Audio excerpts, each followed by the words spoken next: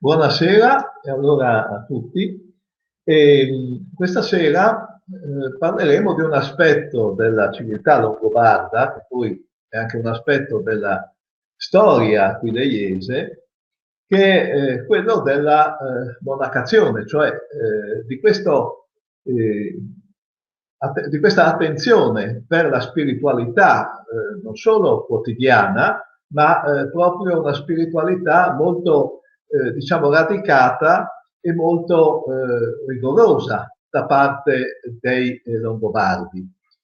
Perché? Perché abbiamo visto l'altra volta come due duchi del Friuli, Ratchis, che poi sarà anche re dell'Italia, e Anselmo, scelgono, ma non solo loro, vedremo oggi altri personaggi longobardi, scelgono di entrare nei monasteri di San Benedetto, dei Benedettini.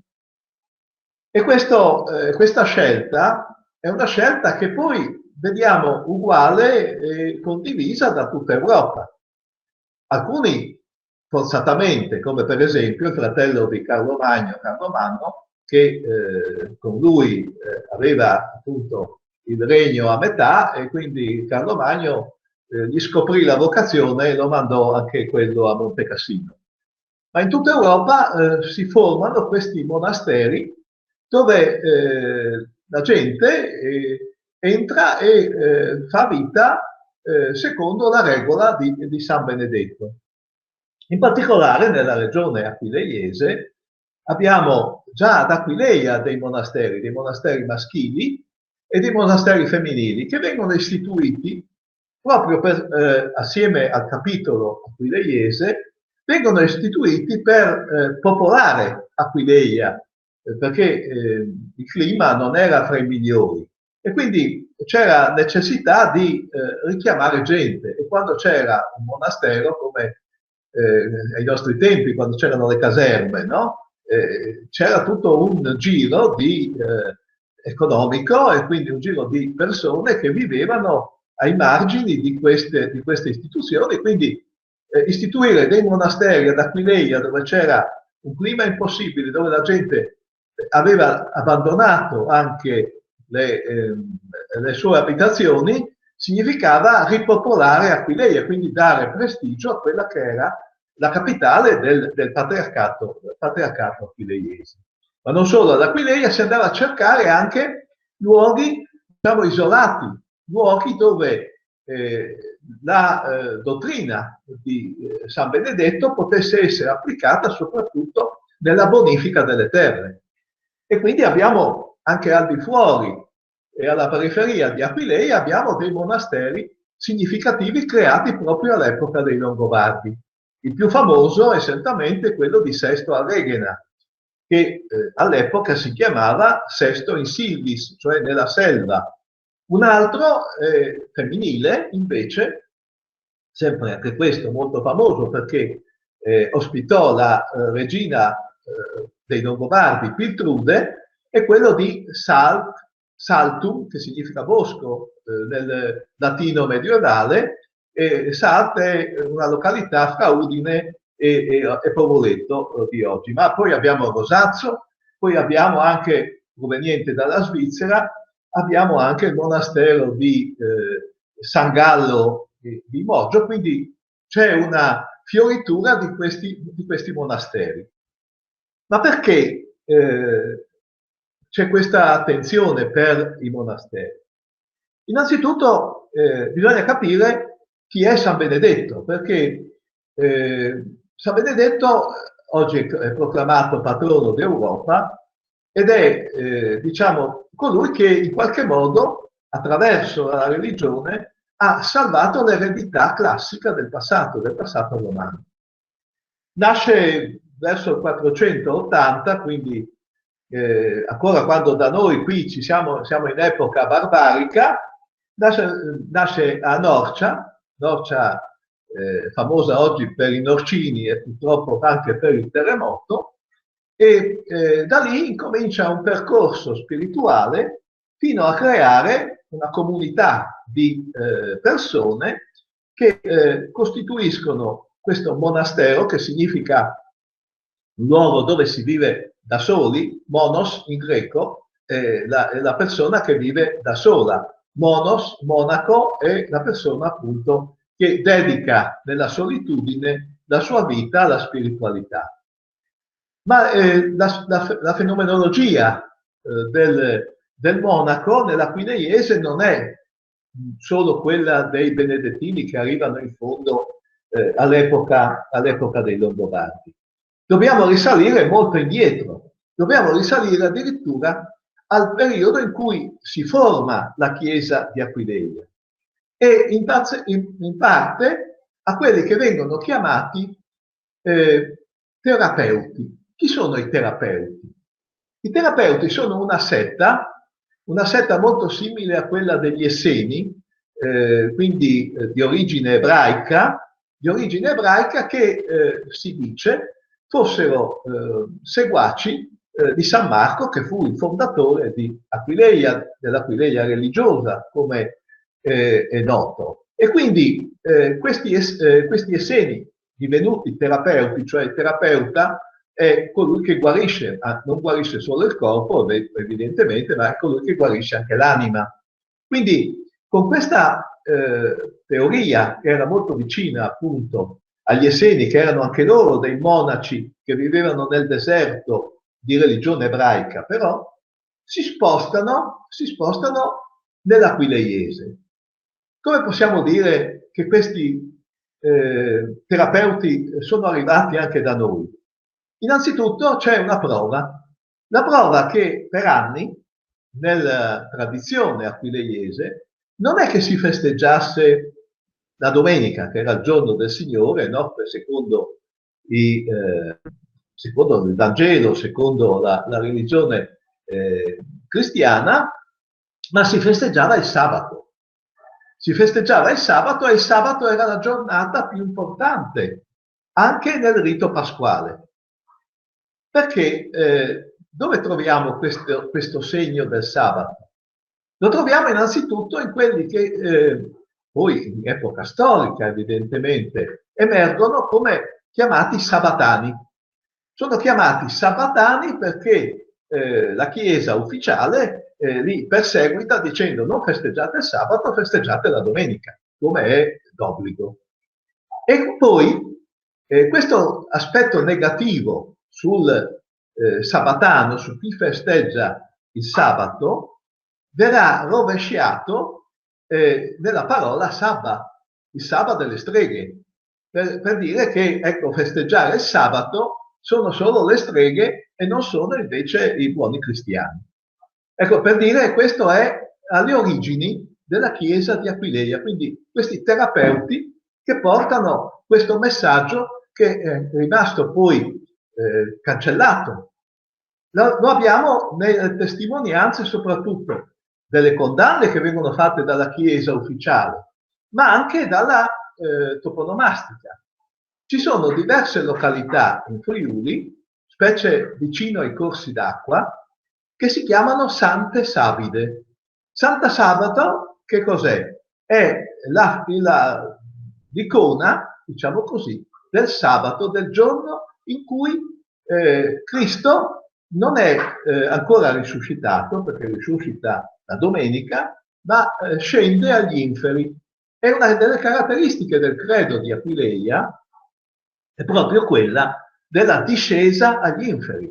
Ma questa discesa agli inferi non è altro che il richiamo di altre discese mitologiche che vengono dall'antichità. Agli inferi scende Enea, per esempio, no? Agli inferi scende soprattutto Ercole che è l'immagine di Cristo, che si trasforma Ercole in Cristo, cioè l'uomo forte, l'uomo che vince tutto. E anche per esempio San Cristoforo, che lo troviamo fuori dalle chiese, in realtà alle origini non è altro che Ercole che porta in braccio il piccolo Giove. Per dire come la religione cristiana adatta appunto alle sue esigenze anche quelle che sono delle tradizioni molto antiche. Quindi I primi monaci che troviamo in Friuli e nell'Aquila Iese sono questi terapeuti. Ma la Chiesa aquileiese anche ha questa origine non solo marciana, chiamiamola così, ma anche da Alessandria. E noi vediamo nella storia della Chiesa di Alessandria che ci sono i cosiddetti anacoreti, cioè coloro che vivono in solitudine, ma in condizioni assai estreme di questa solitudine. Sono anche quelli che vivono, per esempio, in cima a una colonna. Abbiamo questi santi poi che vengono celebrati nella chiesa aquileiese, uno per tutti, Sant'Antonio del Deserto, chiamiamo così, che era un santo che viveva nel deserto, che poi diventa protettore dei maiali, degli animali domestici, ma in origine era un santo eremita, era un santo che aveva questa caratteristica di provenire appunto dalla antica Tebaide, come si chiamava, no? La zona di Tebe, che era una zona desertica, dove questi monaci si trovavano per fare penitenza.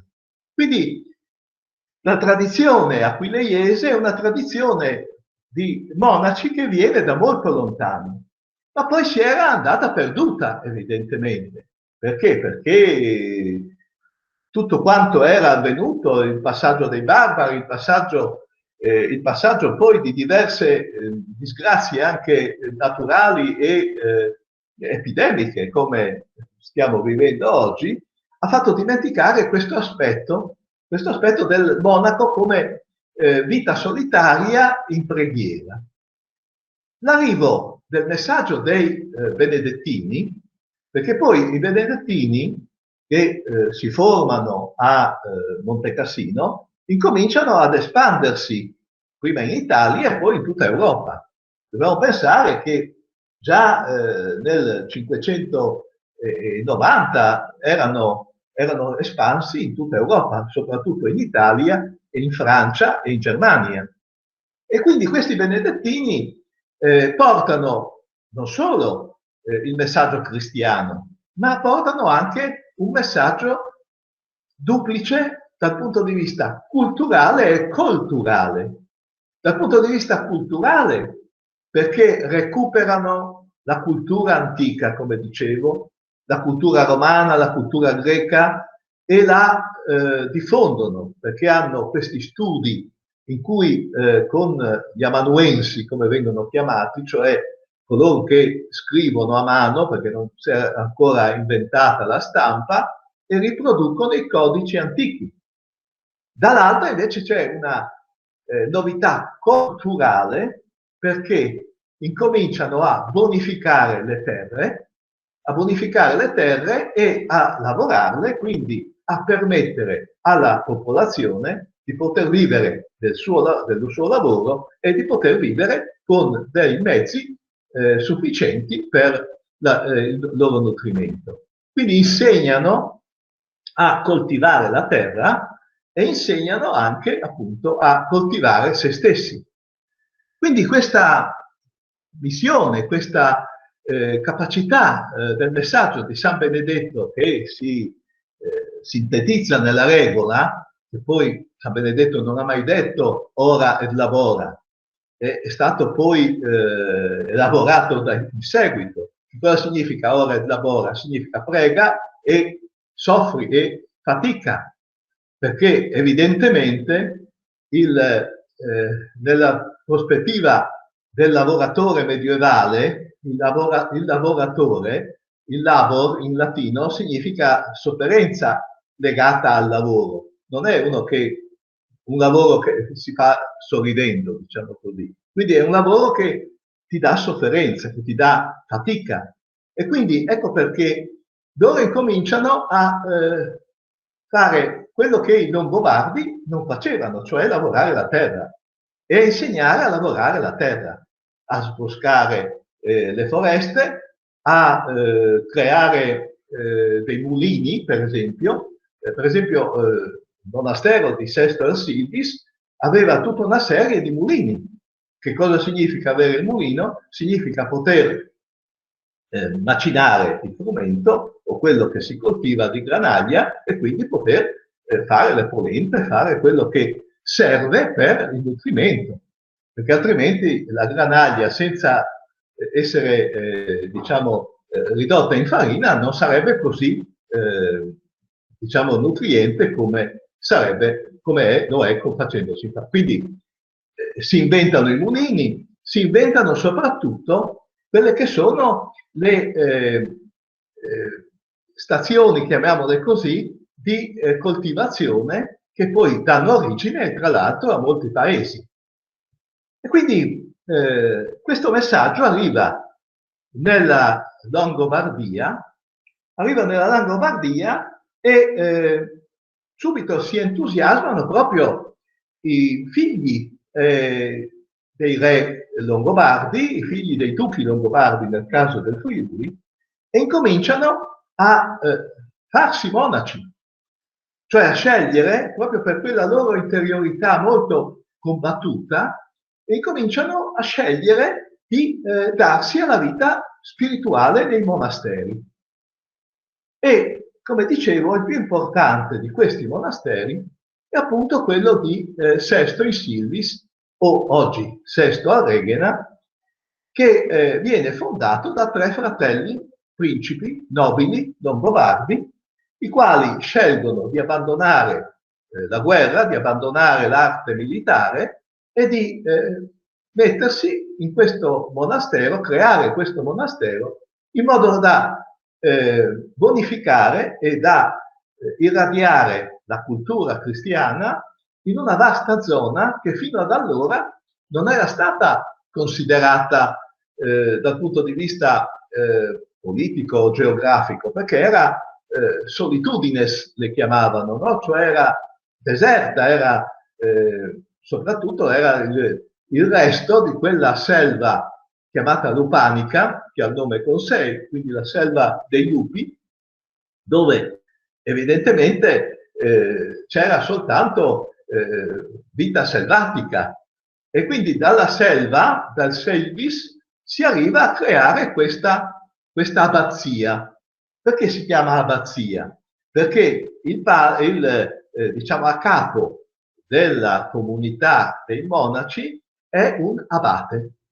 Abate che deriva dal greco e poi dall'ebraico Abba, che significa padre. Quindi il capo della comunità è un padre, è un qualcuno che funge da guida, ma da guida non nel senso di autorità imposta, ma di autorità che viene accettata come un'autorità paterna, quindi come un'autorità che viene anche ad essere seguita proprio non per forza, ma per amore di Cristo. Quindi questi 3 fratelli creano questa abbazia e la creano in modo da far sì che poi i monaci che vengono vicini possano creare altri piccoli nuclei in quella che poi diverrà campagna, e in questi piccoli nuclei avere attorno a sé quelli che si chiamano i servi della gleba, perché evidentemente ancora non c'è per il contadino, per il diciamo per l'inferiore di classe, non c'è la libertà come noi la concepiamo, per cui sono sì servi del monastero, ma sono dei servi che hanno, diciamo, dei privilegi, possiamo chiamarli così, rispetto a quelli che sono i servi dei signori laici, perché il monastero dà la possibilità ai suoi servi di essere, di seguire la regola, di seguire anche la possibilità di avere una vita abbastanza decente, diciamo così, assicurando loro il nutrimento e anche, diciamo, non infieriscono sulle loro vite, chiamiamole private. Quindi il messaggio dei benedettini conquista subito il territorio. Conquista subito il territorio e troviamo appunto questa espansione dei monasteri. Questa espansione dei monasteri fa conoscere un'altra realtà, che è appunto quasi contemporanea a quella dei tre fratelli che fanno la fondazione di Sesto in Sildis, è la realtà di Salt o Saltum nella pianura superiore a Udine. Qui non c'è una fondazione da parte di uomini, ma c'è una fondazione da parte di una donna che si chiama Piltrude. Abbiamo detto come all'interno della civiltà longobarda la donna è molto più evoluta nel suo ruolo che non nelle altre civiltà precedenti e successive. Quindi una donna, questa regina Piltrude, fonda questo monastero femminile, perché la vocazione non è solo degli uomini, ma diventa anche compartecipata dalle donne. E in questo ruolo femminile certamente ha la sua importanza, perché anche qui è vero che le donne non si danno alla vita agricola, diciamo così, o alla vita della riproduzione dei testi storici, ma certamente si danno a quello che è l'eminente fondazione che viene dalla sorella di San Benedetto, Santa Scolastica, che è quella di dedicarsi soprattutto alla preghiera e alla carità. Un altro monastero che poi ha una storia interessantissima è quello che viene ad essere creato appunto ad Aquileia. Il monastero al di fuori delle mura di Aquileia, anche questo è un monastero femminile. Monastero femminile che incomincia ad ospitare all'interno delle diciamo, figlie di personaggi illustri. Addirittura nel 1200, quando arriveranno i patriarchi di Aquileia come sovrani, lì avremo il fiore della nobiltà tedesca che si monaca proprio ad Aquileia. E lì evidentemente nasce anche quello che è un po' il feudo dei monasteri, perché mentre la civiltà feudale è figlia dell'organizzazione longobarda, cioè Carlo Magno e Paolino d'Aquileia non hanno inventato niente, hanno riassunto nel loro disegno organizzativo d'Europa, nel feudalesimo hanno riassunto nient'altro che l'idea dei Longobardi. Quindi nasce appunto in questo monastero di Aquileia, fuori dalle mura perché mentre il monastero maschile era all'interno delle mura, quello femminile era al di fuori, ovviamente per tutelare anche la purezza delle monache, e in questo monastero, che tuttora esiste la località monastero, e ci sono anche i resti archeologici, in questo monastero appunto c'è l'inizio del feudo, le donne che sono a capo, come monache, di una serie di località in cui sono le proprietarie e gestiscono non solo la parte diciamo economica, ma anche la parte spirituale. Quel territorio che appartiene alle monache è sottratto all'autorità dei patriarchi di Aquileia ed è sottomessa direttamente all'autorità della badessa, e la badessa risponde soltanto al Papa, perché è un personaggio che ha una forza di autorità che è molto grande rispetto al patriarca Romano. Tant'è vero che una delle usanze che hanno queste monache di Aquileia è quella di investire il loro, diciamo, parroco di un paese, non so, di Cervignano per esempio, o di altre località con un anello, che significa uno sposalizio spirituale tra il sacerdote che si cura delle anime e la badessa che appunto comanda dal punto di vista laico e dal punto di vista religioso. Quindi questo è uno dei grandi monasteri che hanno fatto poi la storia del Friuli, perché poi queste monache sono rimaste fino al 1700 ad Aquileia, quindi hanno proseguito la tradizione benedettina. Altro monastero è senza dubbio quello di Santa Maria in Valle, dove? A Cividale. Noi oggi andiamo a vedere il tempietto longobardo di Cividale, e che cos'è se non la cappella del monastero di questa Santa Maria in Valle, anche qui benedettine, anche qui donne, anche qui donne che hanno un loro potere messi assieme, e un potere che è soprattutto anche qui di influenzare quella che sarà la politica anche del duca longobardo, perché il duca longobardo non oserà mai, diciamo così, dispiacere alle monache che sono lì proprio nel centro del suo potere. E anche il monastero di Santa Maria in Valle andrà avanti fino all'800, e poi arriveranno altre suore, le Orsoline per esempio. Quindi c'è stata una storia molto ricca di monasteri. Altro monastero che dipende sempre nello spazio aquileiese è quello di Rosazzo.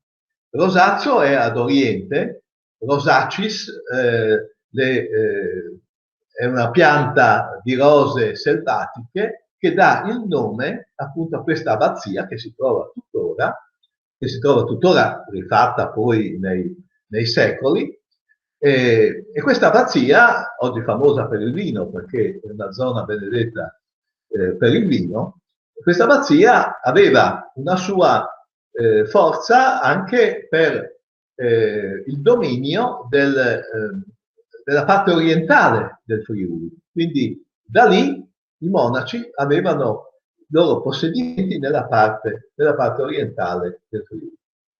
Nel nord del Friuli, quello che è l'Alto Friuli, quindi la parte montana, non arrivano i benedettini da sud, come negli altri monasteri, ma vengono da nord e vengono dalla Svizzera.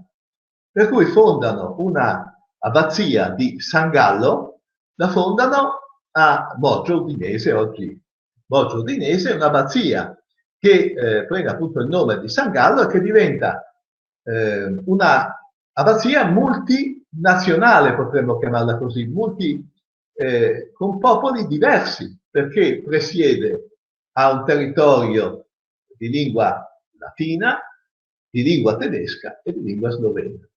Quindi l'abate di Moggio è un'autorità che tra l'altro ha anche in mano in buona parte di strada che porta verso nord, che porta verso, diciamo, oltre le montagne, verso l'attuale Austria, quindi i collegamenti europei.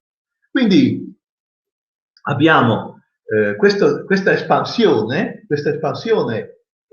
di monaci, di monasteri, questa attenzione proprio alla vita spirituale proprio da parte dei Longobardi. E già nella finale, diciamo così, abbiamo parlato l'altra volta di Ermengarda, della finale della tragedia della Delchi. Già in quello noi vediamo per esempio che Ermengarda muore in un convento, e così la sorella Ansperga è lì con lei che è suora. Desiderio, l'ultimo re dei Longobardi, dove verrà portato? Verrà portato in un monastero benedettino a Corbie, in Francia. Cioè i monasteri diventano momento politico di una civiltà che si sta formando, una civiltà che poi noi in Friuli abbiamo assorbito subito, anche perché troviamo un personaggio molto interessante che è conosciuto sì e no da molti, però si è sentito parlare di lui. Si tratta di Venanzio Fortunato. Venanzio Fortunato è anche lui un religioso e vive la sua giovinezza nell'Aquileiese, è uno dei maggiori, diciamo, scrittori che parlano del patriarcato aquileiese e della storia aquileiese. E qual è la sua funzione poi, diciamo, diventato adulto? Fa il giro d'Europa e trova una figura ideale anche questa femminile, Hildegarda di Bingen. Questa regina, Hildegarda, che è una regina tedesca, evidentemente, questa regina ha una caratteristica, che oltre ad essere una mistica, e quindi ha una forte attrazione spirituale verso di sé, ha anche degli aspetti pratici. Non per nulla, appunto, è una regina e non per nulla Venanzio Fortunato la porta nell'Aquileiese e ad un certo punto Aquileia e la zona retta dal patriarca di Aquileia aveva una grande devozione nei confronti di questa regina che tra l'altro è stata anche una scrittrice. Per esempio, ma non solo di questioni spirituali o religiose. Per esempio, ha fatto un trattato su come si fa il vino, per dire che il monaco benedettino non era soltanto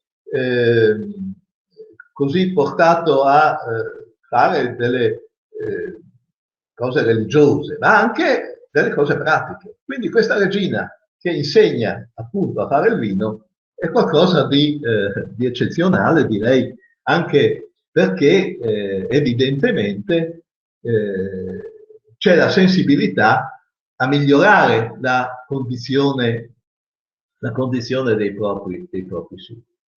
E poi abbiamo diverse altre località che ci danno anche, per esempio, Madrisio di Varmo, che Madrisio deriva da matrix, matrice, no? Anche lì abbiamo questa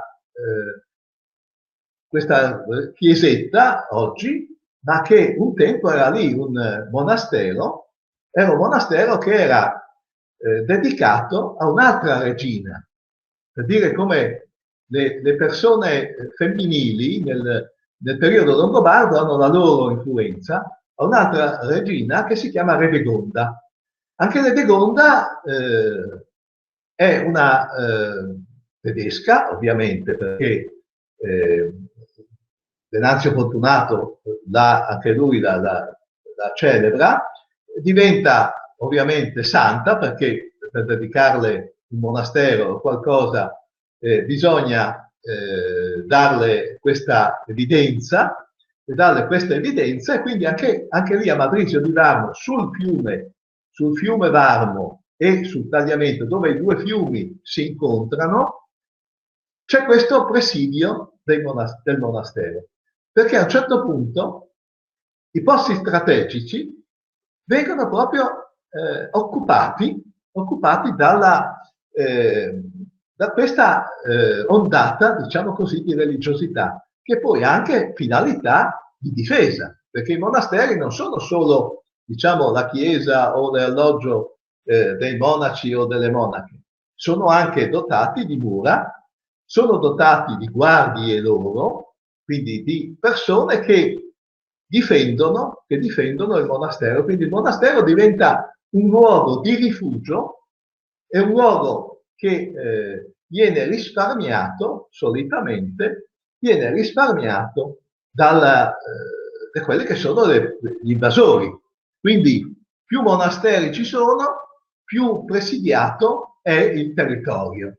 Quando mancano le autorità, diciamo, civili, e questo succederà molto presto, rimane appunto il monastero come presidio territoriale, come posto sicuro dove la popolazione può rifugiarsi in caso di pericolo, perché lì ci sono quelli che difendono appunto il monastero e difendono i monaci che sono ordinariamente non armati. Un'altra caratteristica, diciamo, sempre dei monasteri dell'Aquileiese è quella, appunto, come vi ho detto, lì di Madrisio di Varmo, che si trovava sul fiume, è proprio quella di presidiare le acque, perché le acque sono importanti. Le acque non erano risicate come oggi, erano navigabili più o meno, e soprattutto erano strategiche, perché passare le acque, passare i guadi, era anche un guadagno per il monastero, come lo era il mulino, per dirla, no? E quindi, per esempio, lungo il tagliamento abbiamo un monastero che prende il nome di Villa Gioiosa. Villa Gioiosa, cioè la gioia del vivere in comunità, la gioia che San Benedetto mette nella sua regola. Quindi anche dal punto di vista della toponomastica, no? Rimane questo segno fondamentale della presenza dei monaci. E poi lo sappiamo anche, no? La prima testimonianza della lingua italiana è proprio quella Sao, che le terre perché li figli, no? Che era una delle testimonianze sulla proprietà di una terra nel meridione, ma che è stata la prima, diciamo, no? La prima testimonianza di quello che era il volgare italiano. E lo stesso del friulano, cioè il monastero, dei monasteri è nata la testimonianza dei contadini a favore delle terre, cioè le generazioni successive dei contadini testimonieranno appunto il valore delle terre e la proprietà delle terre a favore dei monaci. Evidentemente il processo di monacazione, diciamo così, crea anche delle problematiche all'interno della società longobarda, che aveva poche persone, cioè non era un popolo numeroso, quindi più gente sceglieva di fare una vita solitaria e religiosa, meno c'erano nascite. Ed è stato uno questo dei problemi che hanno afflitto proprio gli ultimi periodi dei Longobardi. Le nascite in calo. Nascite in calo proprio per tutti altri motivi probabilmente, ma anche per questa scelta di vivere da religiosi, di vivere diciamo senza avere una prole.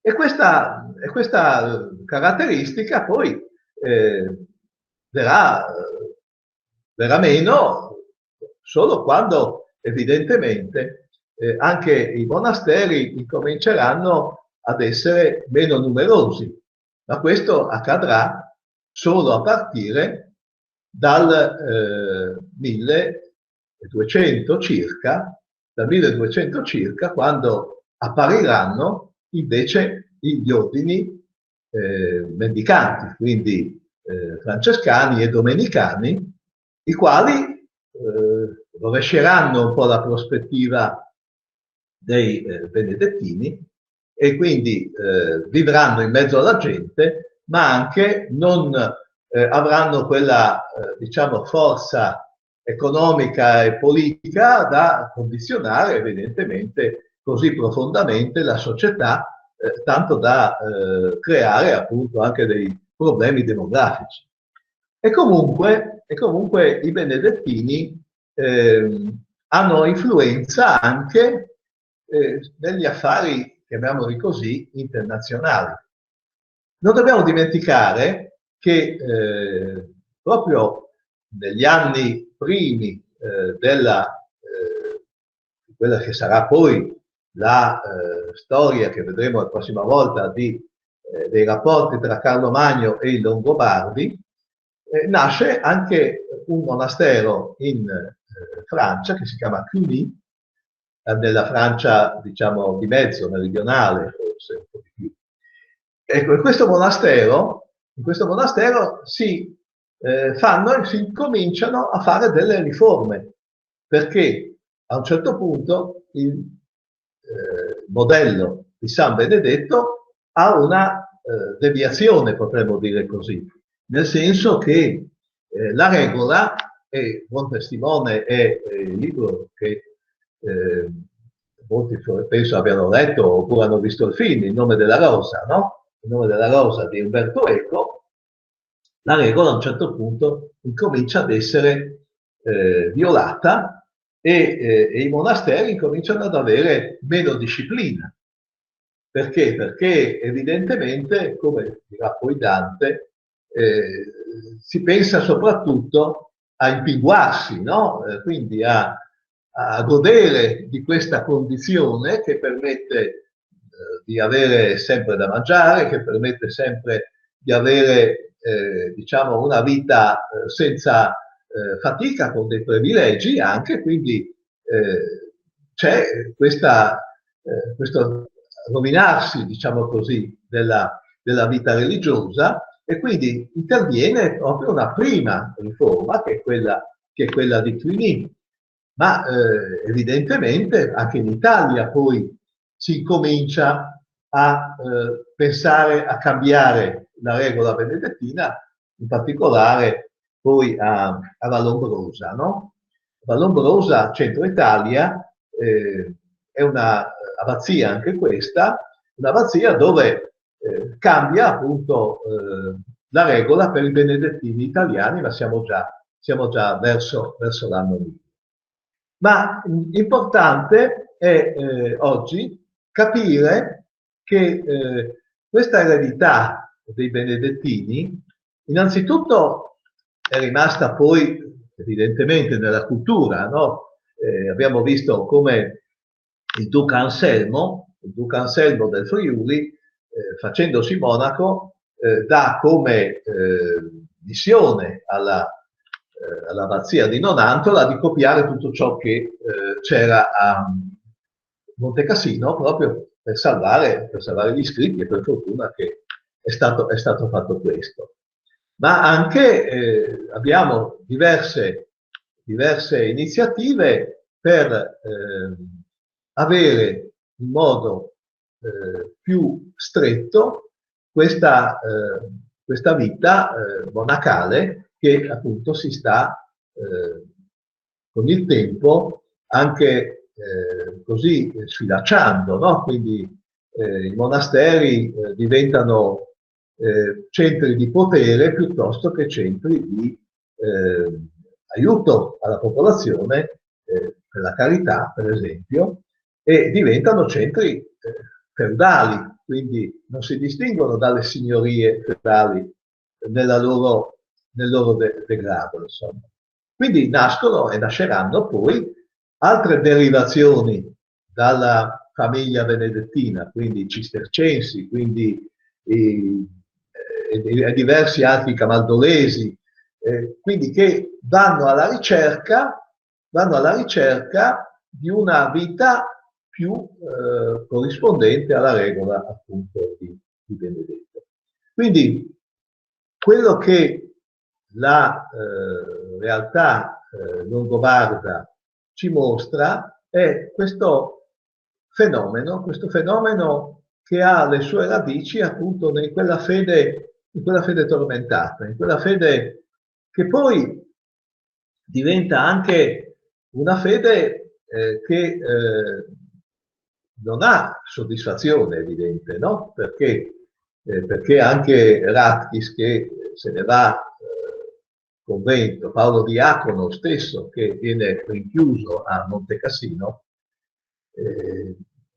non la vivono con uno spirito molto, diciamo così, confracente a quello che era l'intenzione di Benedetto per riformare la Chiesa e per dare alla Chiesa una elite monacale che fosse soprattutto di preghiera, di momenti di preghiera. È vero che la regola è molto corposa, è molto difficile anche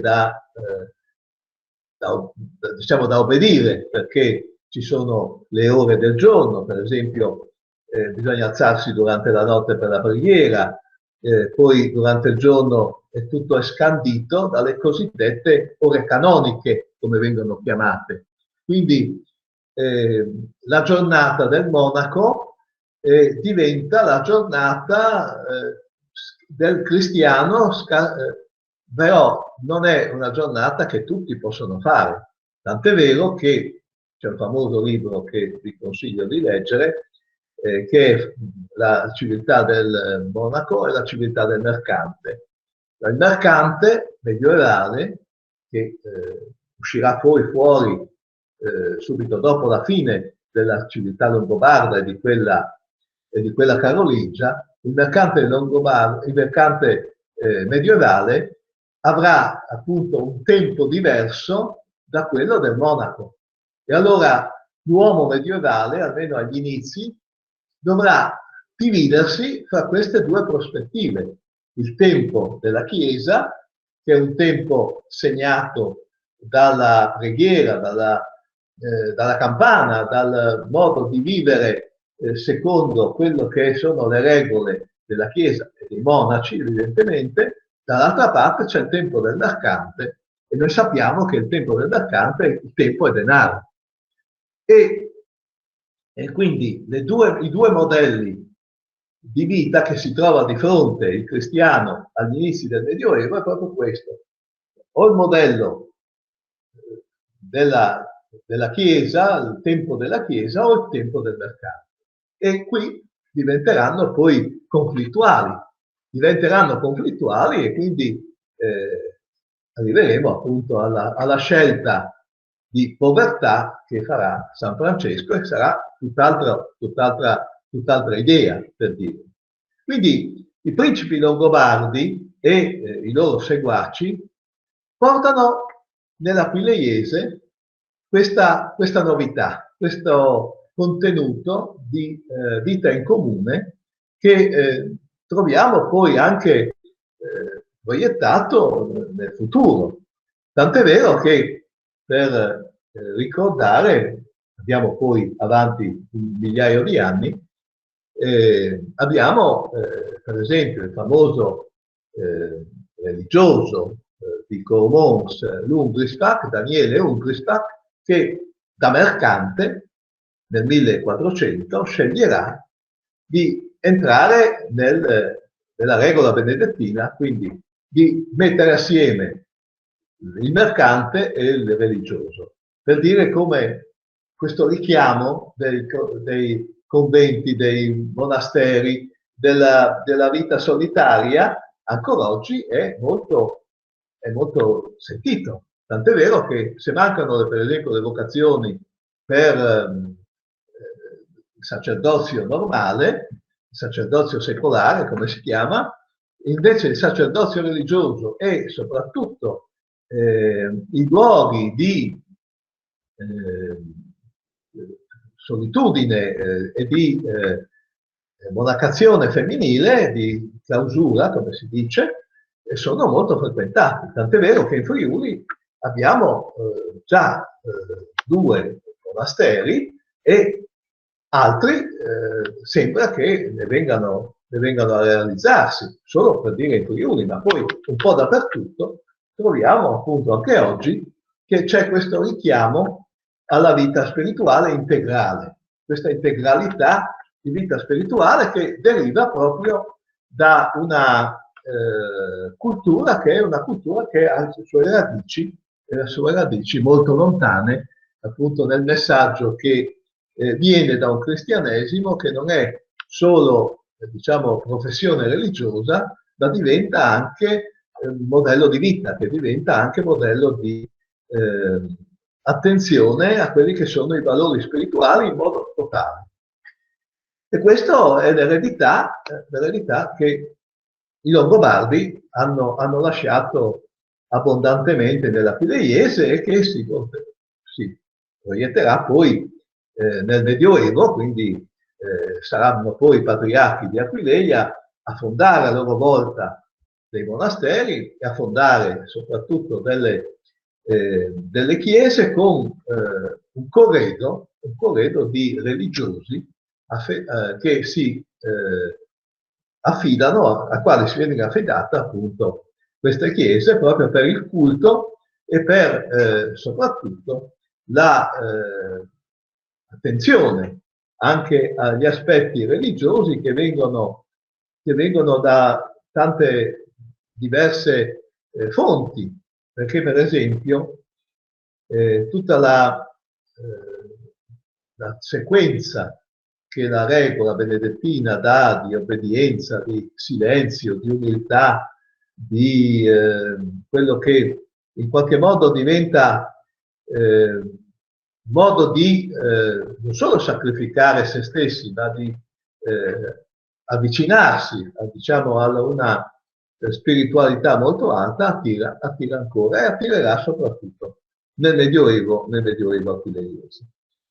Ecco, per stasera mi fermo qui, la prossima volta dalla civiltà longobarda ci sposteremo alla commistione fra i Longobardi e i Franchi, che sarà all'origine del Sacro Romano Impero che Carlo Magno fonderà a partire dall'800. Quindi con oggi siamo arrivati all'800, vedremo poi appunto il regno di Carlo Magno e dei suoi successori, per arrivare in fondo, l'ultima lezione, per arrivare poi alle invasioni ungariche, alle incursioni ungariche che chiuderanno un'epoca, perché poi inizierà un'altra epoca, un altro medioevo, che sarà il medioevo dei patriarchi, sarà il medioevo di un'altra Aquileia, di un'Aquileia invisibile, che però rimane visibile come valori spirituali e come valori soprattutto di memoria storica.